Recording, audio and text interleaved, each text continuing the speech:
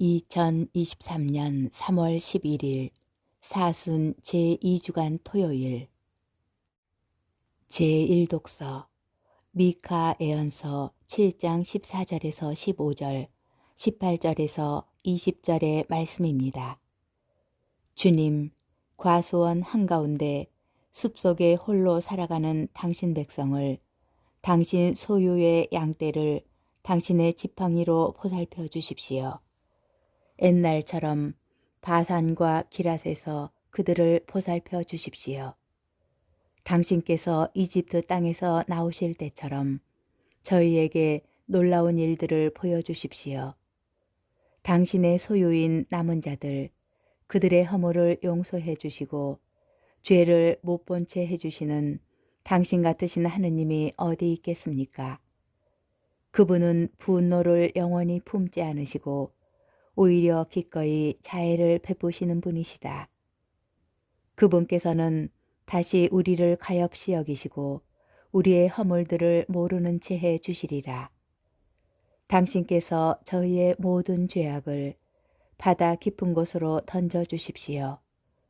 먼 옛날 당신께서 저희 조상들에게 맹세하신 대로 야곱을 성실히 대하시고 아브라함에게 자애를 베풀어 주십시오. 주님의 말씀입니다. 복음, 루카복음 15장 1절에서 3절, 11절에서 32절의 말씀입니다. 그때에 세리들과 죄인들이 모두 예수님의 말씀을 들으려고 가까이 모여들고 있었다. 그러자 바리사이들과 율법학자들이 저 사람은 죄인들을 받아들이고 또 그들과 함께 음식을 먹는군 하고 투덜거렸다. 예수님께서 그들에게 이 비유를 말씀하셨다. 어떤 사람에게 아들이 둘 있었다. 그런데 작은 아들이 아버지 재산 가운데에서 저에게 돌아올 몫을 주십시오 하고 아버지에게 말하였다. 그래서 아버지는 아들들에게 가산을 나누어 주었다. 며칠 뒤에 작은 아들은 자기 것을 모두 챙겨서 먼 고장으로 떠났다. 그러고는 그곳에서 방종한 생활을 하며 자기 재산을 허비하였다. 모든 것을 탕진하였을 즈음 그 고장에 심한 기근이 들어 그가 곤궁에 허덕이기 시작하였다. 그래서 그 고장 주민을 찾아가서 매달렸다. 그 주민은 그를 자기 소유의 들로 보내어 돼지를 치게 하였다. 그는 돼지들이 먹는 열매 꼬투리로라도 배를 채우기를 간절히 바랐지만 아무도 주지 않았다. 그제야 제정신이 든 그는 이렇게 말하였다. 내 아버지의 그 많은 품팔이꾼들은 먹을 것이 남아도는데 나는 여기에서 굶어 죽는구나. 일어나 아버지께 가서 이렇게 말씀드려야지.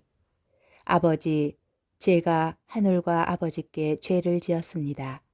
저는 아버지의 아들이라고 불릴 자격이 없습니다. 저를 아버지의 품팔이꾼 가운데 하나로 삼아 주십시오. 그리하여 그는 일어나 아버지에게로 갔다. 그가 아직도 멀리 떨어져 있을 때에 아버지가 그를 보고 가엾은 마음이 들었다. 그리고 달려가 아들의 목을 껴안고 입을 맞추었다. 아들이 아버지께 말하였다. 아버지, 제가 하늘과 아버지께 죄를 지었습니다. 저는 아버지의 아들이라고 불릴 자격이 없습니다. 그러나 아버지는 종들에게 일렀다. 어서 가장 좋은 옷을 가져다 입히고 손에 반지를 끼우고 발에 신발을 신겨 주어라. 그리고 살진 송아지를 끌어다가 잡아라. 먹고 즐기자. 나의 이 아들은 죽었다가 다시 살아났고 내가 잃었다가 도로 찾았다. 그리하여 그들은 즐거운 잔치를 벌이기 시작하였다. 그때의 큰아들은 들에 나가 있었다. 그가 집에 가까이 이르러 노래하며 춤추는 소리를 들었다. 그래서 하인 하나를 불러 무슨 일이냐고 묻자 하인이 그에게 대답하였다.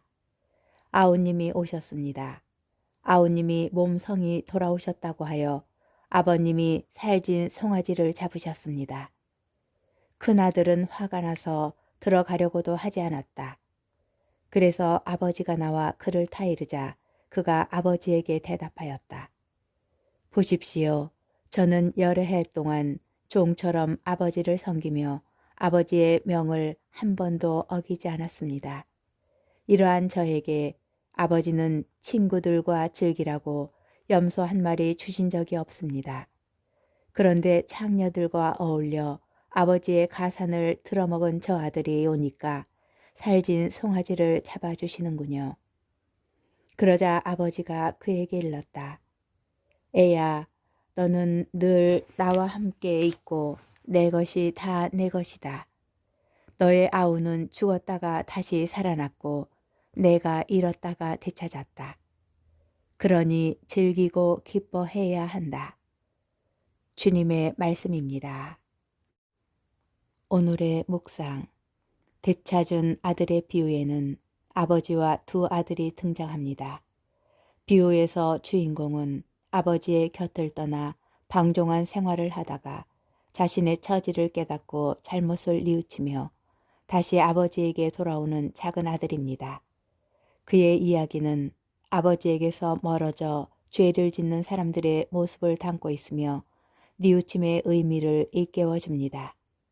그리고 회개에는 다시 아버지에게로 돌아가는 실천적인 행동이 뒤따라야 한다는 것도 보여줍니다.